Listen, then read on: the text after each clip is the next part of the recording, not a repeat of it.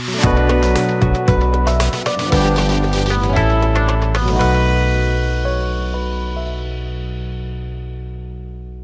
जी। Mutual fund के वर्तमान और संभावित निवेशक, स्टॉक्स और शेयर में क्या फ़र्क है? अरे म्यूचुअल फंड वाले हैं लेकिन फिर भी बताइए। कोई बात नहीं। स्टॉक्स, बहुत सारी कंपनियों के शेयर जब इकट्ठा होकर कहे जाते हैं उन्हें हम कंपनियों के स्टॉक्स कहते हैं, और कंपनी का एक जो पर्टिकुलर स्टॉक है उसे हम शेयर कहते हैं, है कि नहीं? तो इस हिसाब से जो कि एक कंपनी का एक कोई स्टॉक है जिसे हम शेयर कहते हैं वो हाईली कॉन्सेंट्रेटेड हो गया, क्योंकि अगर आपने उसमें पैसा लगाया है तो सबसे ज़्यादा रिस्क है, क्योंकि एक ही कंपनी के शेयर में पैसा लगाया है। और अगर आपने बहुत सारे कंपनियों के शेयर में पैसा लगाया उसे कंपनियों के स्टॉक्स कहते हैं, यानी कि वहाँ पे कंसंट्रेशन कम है, ज़्यादा पोर्टफोलियो डाइवर्सिफाइड है कि नहीं?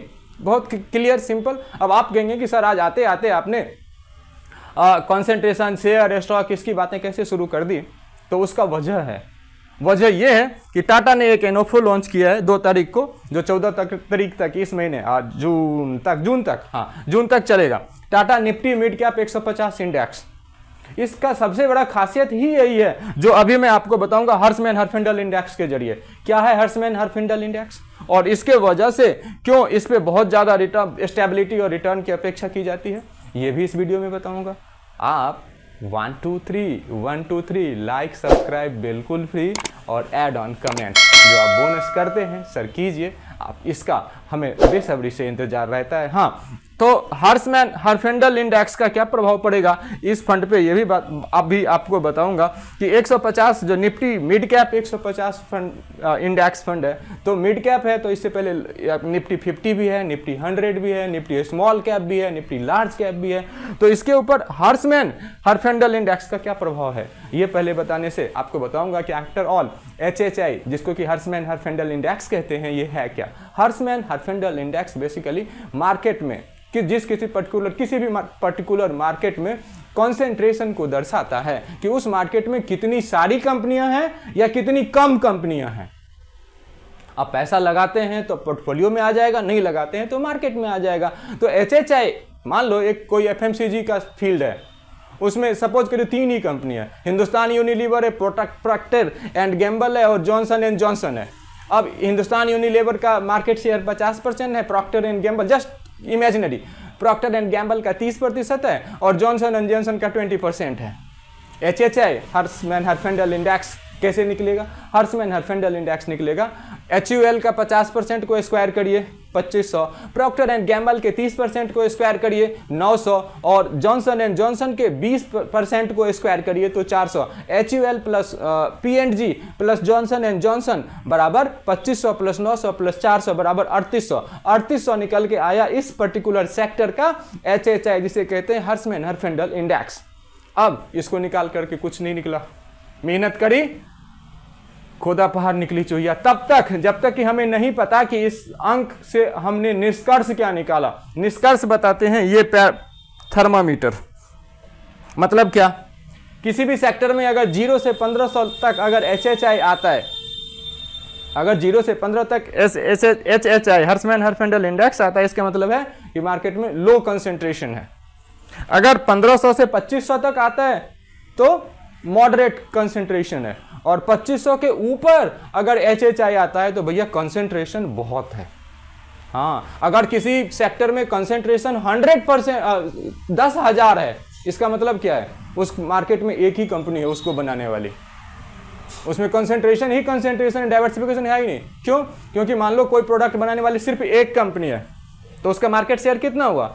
100%। अब 100 गुना 100 बराबर कितना? 10,000। इसलिए हर्समैन हर्फिंडल कहता है कि अगर किसी मार्केट में 10,000 HHI आ गया तो अब मतलब उसमें तो कुछ बचा ही नहीं, एक ही कंपनी है ये मान लो, ठीक है। अब ये इसका मतलब 0 से 1500 के बीच जितना भी HHI आता है वो ठीक है, क्योंकि उसमें डाइवर्सिफिकेशन ज़्यादा है, कॉन्सेंट्रेशन कम है। और इसी तरह से अगर मैंने जो अभी निकाला ये 3800 है, ये मतलब ये इस बात को इंगित करता है कि ये 2500 से ज़्यादा है, अर्थात इसका कंसंट्रेशन बहुत ज़्यादा है, कम कंपनियां हैं। और आप यहाँ भी देख रहे हो 3 कंपनी है, HUL, प्रॉक्टर एंड गैम्बल और जॉनसन एंड जॉनसन, मेरे उदाहरण में है ना। तो हो गया ना कंसंट्रेशन ज़्यादा, डाइवर्सिफिकेशन कम।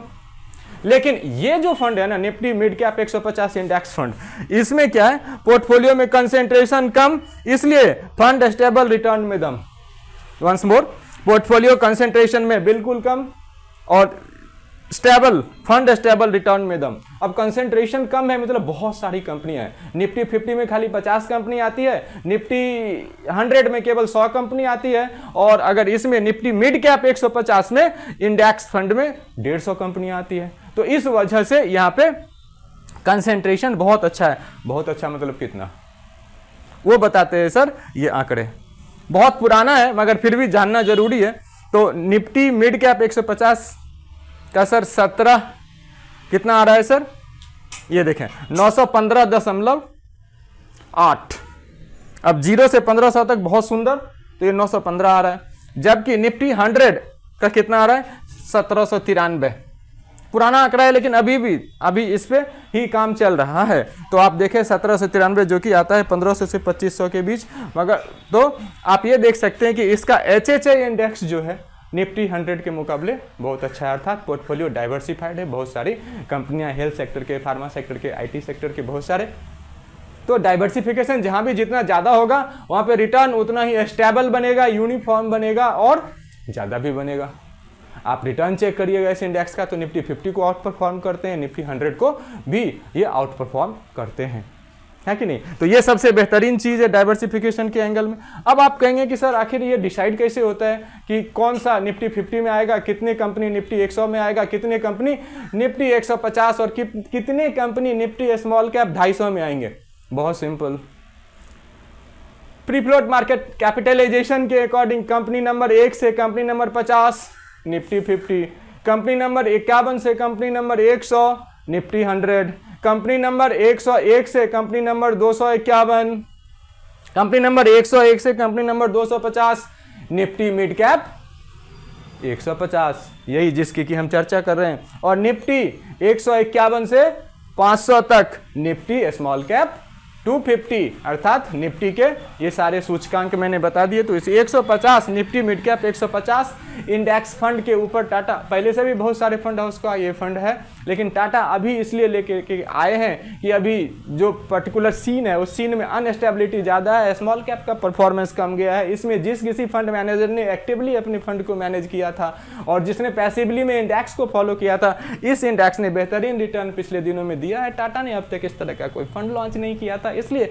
ये पैसिव कैटेगरी का एक फंड लॉन्च कर दिया है ना। तो पैसिव कैटेगरी का इसलिए क्योंकि इंडेक्स फंड है, ऑलरेडी इसके इंडेक्स हैं, टाटा के फंड मैनेजर्स को सिर्फ उसको फॉलो करना है और उसी के हिसाब से इन्वेस्टमेंट। हाँ, इसमें सेमी एनुअली साल में 2 बार इसकी बैलेंसिंग करते हैं, फार्मा से IT, IT से फार्मा, जैसा भी उनको लगता है। तो इस तरह से आपका डाइवर्सिफिकेशन बेस्ड रिटर्न बहुत बढ़िया कर दिया हमने टेस्ट। और अब इस फंड के कुछ नोमेनक्लेचर जान लीजिए। हमेशा की तरह मैं लास्ट में बताता हूँ, इस फंड में भी बताऊंगा। नोमेनक्लेचर में ज़्यादा कुछ खास है नहीं सर। 5000 से मिनिमम एप्लीकेशन शुरू होता है, 2 तारीख को शुरू हो गया है।